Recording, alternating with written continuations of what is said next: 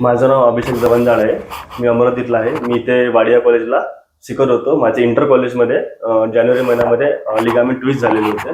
तर मला सौरभ गिरी सरांचे रेफरन्स मिळाले त्यांच्या एक्स पेशंटकडून. ते पण अमरावतीतलेच होते. ते म्हणाले की तू बघ सरांकडे जाऊन आणि एकदा त्यांचे रिव्ह्यू वगैरे बघ. मी युट्यूबवर त्यांचे सगळे व्हिडिओ वगैरे बघितले, रिव्ह्यू बघितले पेशंटचे. मला खूप चांगलं वाटलं. तर मी जानेवारीमध्ये पडलं होतं.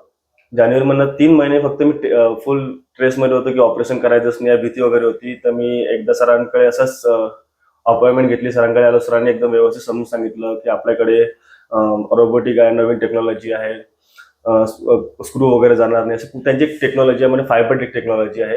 त्याच्यामुळे मला काही पेन वगैरे झाला नाही. आणि त्यांनी तरी भीती होती, त्यांनी ऑपरेशनच्या 1 दिवसा आधी मला खूप मोटिवेटेड केलेलं आहे.